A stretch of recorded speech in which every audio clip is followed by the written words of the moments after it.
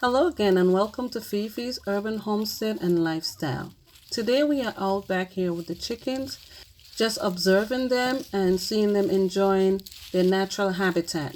Now it's fall seasons and the leaves are falling in abundance, and so these chickens are out here enjoying in their outdoor run the beautiful fall leaves that have dropped from the trees. So these leaves are a combination of oak leaves, maple leaves, and shagbark hickory leaves that have fallen from the trees that are in my backyard. You'll also find some dried up leaves from my garden, which consists of garlic straws and dried out leafy greens that I pulled from my garden, also ginger leaves and dried up pumpkin vine. So they're enjoying a wide combination of these beneficial leaves. Now, between these leaves, you are going to have bugs and worms and seeds and insects all around. And for those of you that have had the opportunity to observe chickens in their natural habitat in the wild, you would see and you would understand that this is the natural behaviors of chickens. So this is why I make it a priority to provide what these chickens need, just as if they were out in the wild and they were not in captivity.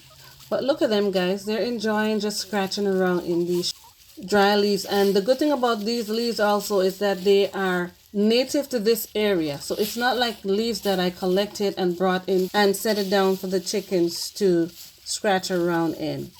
And this practice is actually going to limit the possibilities of transporting pests and diseases into your flock and into your yard. Even for your garden, you have to be mindful of the things you bring into your yard and into your garden and what pests and diseases you may be introducing to your property. So this is about the chickens, guys, and I just enjoy seeing them in their natural habitat. And even the turkey, let's not forget the turkey. This is a heritage bird. It's a royal palm turkey, and they're all coexisting and thriving together in the same space.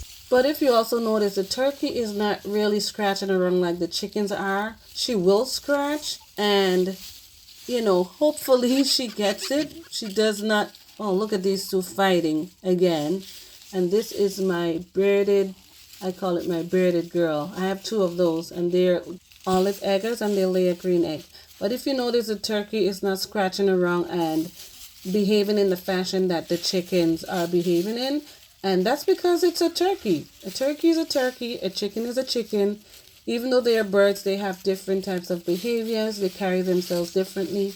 But she seems really content being with the chickens.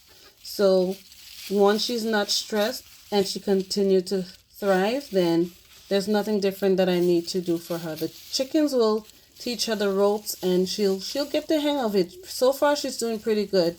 The only difference is I need a little more room for her, which I do have enough room for all of the chickens and for the turkey. So she's perfectly fine in there, living her life out with the chickens. I'm pretty sure she knows she's not a chicken.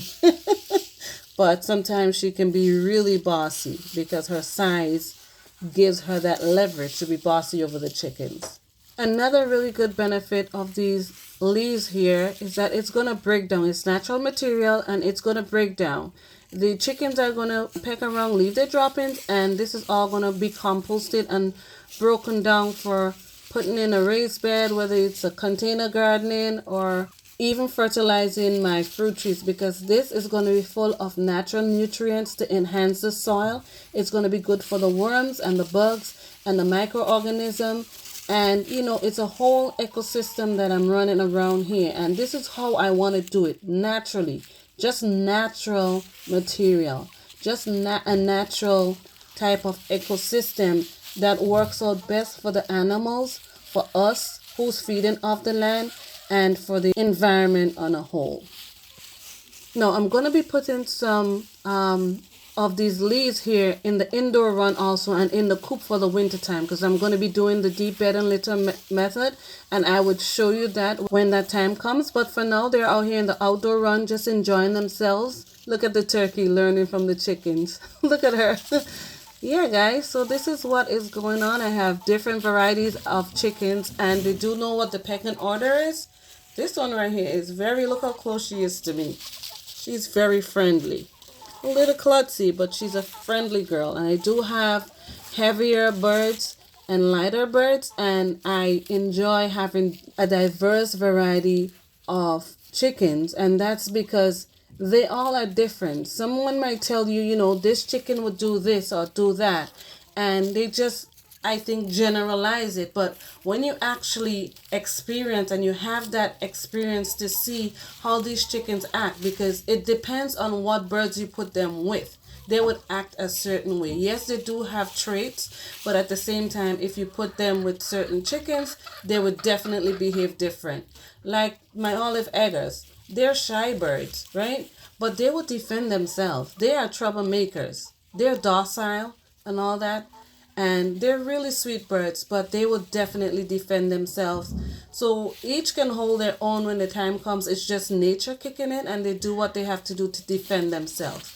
But I just wanted to come out here this morning and share this chicken behavior with you. So if you're thinking about raising chickens, you can get a little snippet of the things that you may encounter. My priority is safety and health for these chickens. I hope you do enjoy this video. Thank you all for coming in and for your support. I hope you enjoy the rest of your day. Peace out, y'all.